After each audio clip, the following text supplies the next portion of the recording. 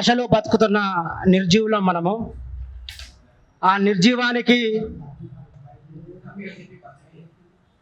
నిర్జీవానికి ప్రతి రూపాలే ఇక్కడికి వచ్చిన ఎస్సీ 57 ఉపకులాల పోరాటం సాధించే సాధికర్తల మనం.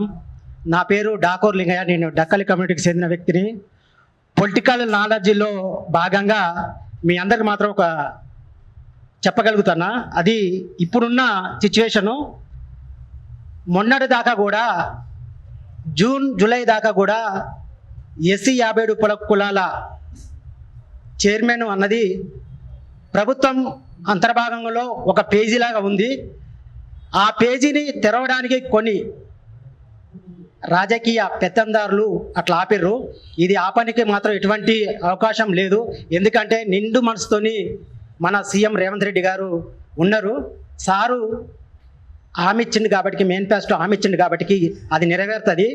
కాకపోతే అన్న ఇక్కడ జరుగుతున్నది ఏంటంటే మనలో కమిట్మెంట్ అన్నది, ఐక్యత అన్నది తక్కువ.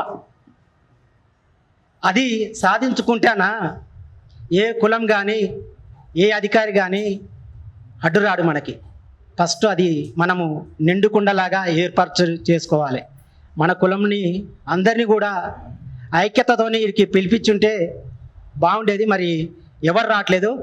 ఇప్పుడు జరుగుతున్నది ఏంటంటే వాస్తవికంగా మనము కష్టం చేసినే బతికే కుటుంబాలు ఆ కష్టాన్ని కూడా పక్కన పెట్టి ఈ ప్రాణం ఎప్పుడు పోతుందో తెలియదు, నా కులం కోసం, నా కుల భవిష్యత్తు కోసం ఒక పౌరునిగా నేను పోతానే ఆకాంక్షతోనే వచ్చిన వాళ్ళం మనందరం కూడా. ఆకలి ఇప్పటి కూడా టిఫిన్ కూడా కొంతమంది తినలేదు, ఎందుకంటే తెలుసు నాతో వచ్చిన దాంట్లో.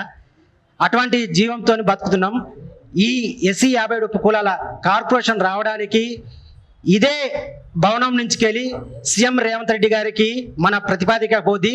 అతి త్వరలో మనము కన్న కలలు, మనం కన్న ఏది చైర్మన్ పదవి మనకి అతి త్వరలో ప్రభుత్వం ద్వారా చీఫ్ సెక్రటరీ గారు నియమిస్తారని నేను ఆశిస్తున్నాను.